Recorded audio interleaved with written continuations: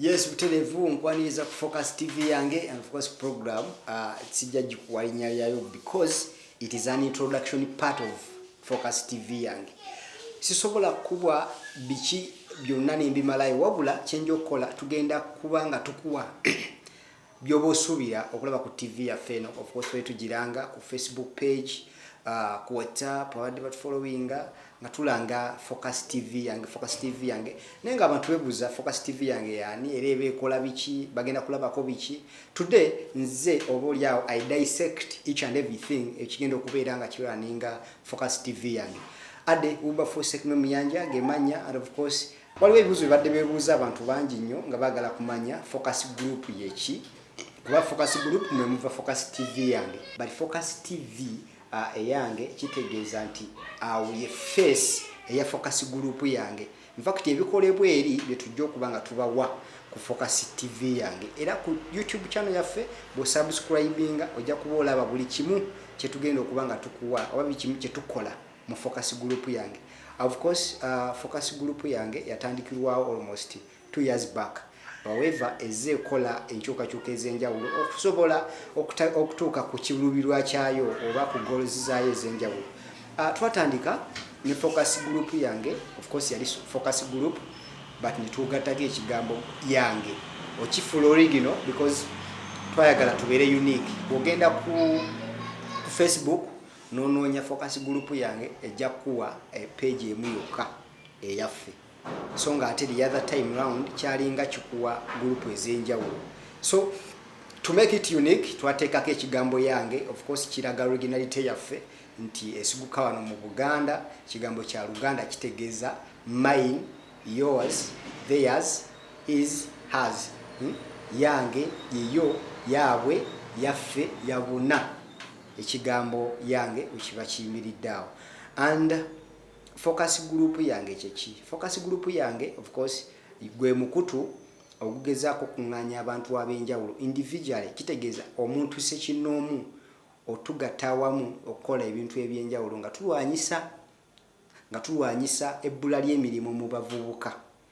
Neera nituteekako n'omulamu omulala ogw'okugamba nti tujje obutamanya kusiga nsimbi obutamanya kutekola sa ssente zaffe okuzijjamu endala, generating money, okozesa ssente ozizaazamu endala. That is financial education. Twakirabanga mu Uganda tukyali bubi nnyo.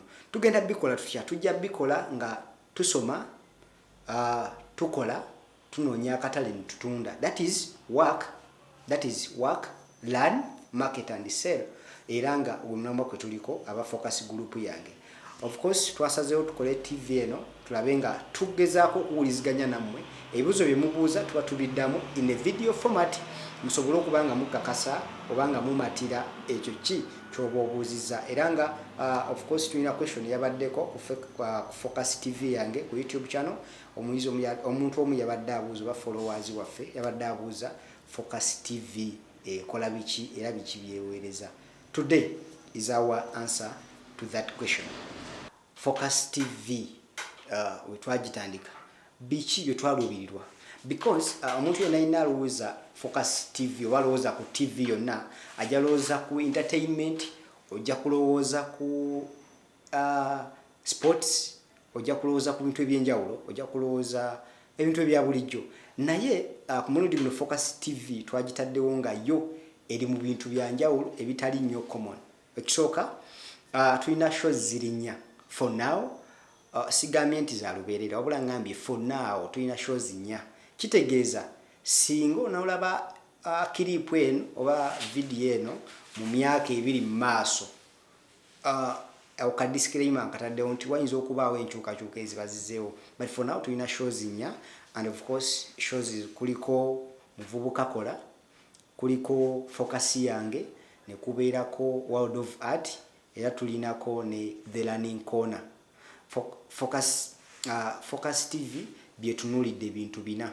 Naye okwongera obimenyamenya Muvubuka Kola egenda kuba etunuulira okuinspiringa oba okusikiriza abavubuka ab'enjawulo okwetandikirawo emirimu kubanga group yaffe ekigendererwa kyakulaba nga abavubuka basobola okufuna emirimu gye beetondeddewo. Era otunuulira mu mission zaffe tugamba nti fighting youth unemployment.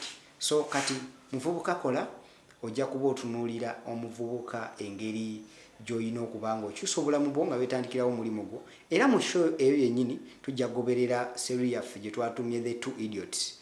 Buli muntu ku nsi kuno alinamu abagwagwa be babiri. Ntegeeza ki? Nti olina omutima ogukugamba okutandika era olina omutima ogukugamba totandika. Buli kimu ky'otandika waliwo ekikusikiriza oba waliwo ekikugaana. Those are the two idiots b'otambula nabo. Yayi seri yaffe gye tutambula nayo mu muvubuka kola. Ojja gigoberera wano ku Focus TV yange. Of course omanye ebiki bye tuteeseteese mu program eyo era tujja gikoleramu episodes. Nange presenter yennyini Kamakogera izo njo okuba nga ngikutusaako. Program yaffe ey'okubiri twagitumye The World of Art. The World of Art mu nsi yaffe Uganda mainly or mostly gye tugenda tunuulira ebintu ebikolebwa wano mu nsi yaffe eye Uganda. Creativity ki like biki bye tukola ebintu ebyenjawulo wano e Uganda ewaffe abantu bebandisaanye okulaba ne batabuusa maaso. So ejja kuba okutusibwako Frank ajja kuba nga ajanjula era ajja kutuusaako ebintu ebyenjawulo of course ebigenda mu maaso mu world of creativity obuyiiya bw'abantu. Show eyokusatu tulina gye tuyita Focus yange. Of course ebyo tujja kuba tuinteractinga ne Frank because ba presenters of course we bali ne twagala tutandike n'abantu abamanyi ennyo oluusi ekintu kino era nga Frank ajja hostinga mbenga mbuuza ebibuuzo ebimu oba ebitali bibi. Actually ebyenjawulo okusinziira ku feedback bwe munatuwa ku Facebook oba ku YouTube. Olifuyo okubuuza ekibuuzo kyonna era tuba tukiddamu in the video format osobola okuba nga okikakasa oba okinyonyoka bulungi. Era nga show yaffe ey'okuna twagitumye oboolyawo The Learning Corner. The Learning Corner because mu focus yange tujja kunywera focus group kyeki. So The Learning Corner etunuulidde buli kimu kye tuyigiriza mu focus group. Biki bye tuyigiriza ebyenjawulo, course ki ze tulina, mu departments ki ze tulina ez'enjawulo, byonna byonna tubigatta wamu tujja funa The Learning Corner mwe tubisomerako ekitonotono naye nga anayagala course mu ekyo ky'oba olabye of course oba contactinga ffe bennyini n'ofuna course ejjudde. Gy'osobola osomera ewakaawo, gy'osobola osomera ku mulimu gwo, gy'osobola osomera ewantu wonna n'osobola okwongera ku ekyo ky'okola ekikuyingiriza ssente ate nayo ng'ekuyingiriza ssente ku kasente akatono ddala okuba nga osobola okugisoma. So wewe tuli era ku Focus TV bye tutunulidde okuba nga tubatuusaako mu episode zaffe ez'enjawulo mu style ey'enjawulo bintu bingi nnyo tujja okujja nga tukyusakyusa okusinziira ku creativity eba n'abantu abajja okuba nga batwegattako naye nga tunuulira nnyo program ezo ze mentioninze waggulu awo okuba nga osobola okuba nga ozigoberera ojja zifuna otya ojja typingangamu ekigambo ku YouTube that is oba oyagala focus yange nga kikyo gy'oyagala okulaba teekamu ekigambo focus yange of course bajja bazi displayinga zonna ze tuba twakakola ayagala muvubuka kola typingamu ekigambo muvubuka kola naye ng'oli ku eyo channel yaffe eya Focus TV yange of course buli kimu ojja kubanga okinyumirwa ojja kubanga ofollowinga tulina essuubi ddene nti mu myaka 2-3 okuva kati tujja teekawo embeera ey'enjawulo mu bavubuka baffe tutambula nabo mu Focus group eyaffe gye tutambuliramu eyaffe ejjo tukulaakulanya era eyaffe ejjo tuyambako okulwanyisa obutamanya mu nsi y'ebyensimbi. Ade Wilberforce Sekirimo Miyanja, one of the initiators or one of the founders aba Focus group yange era nga nkujjukiza nti leero tulagadde tukole the introduction part of what we are going to do on our channel, that is YouTube channel eya Focus TV yange kubeera nga ogoberera ebintu ebyenjawulo otambule naffe oyige osobole okwekulaakulanya era nga tujja kuyambako oba ojja kutweyungako ku group yaffe tukyayaniriza abantu bayitirivu nnyo era nga our goal is to almost include each and every person or every youth mu Uganda yonna. We can afford almost 20 millions of youths okutweyunga kutusobola otambula nammwe already platform weri era nga twakola enteekateeka esobola okwaffordinga abantu almost obukadde 2+. So never too late, join us tusobola otambula naffe osobola otambula naffe mu bintu ebyenjawulo. Genda ku Facebook page that is Focus group yange following inviting abantu bajagale basobole okumanya biki bye tukola oba genda ku YouTube channel yaffe, that is Focus TV yange, subscribe osobola okufuna buli kimu ekigenda mu maaso, oba osobola okutegeera Focus Group yani. Ogifunamu otya, ekuyamba etya, era okyusakyusa otya obulamu bwo ng'okozesa emiramwa gyeriko.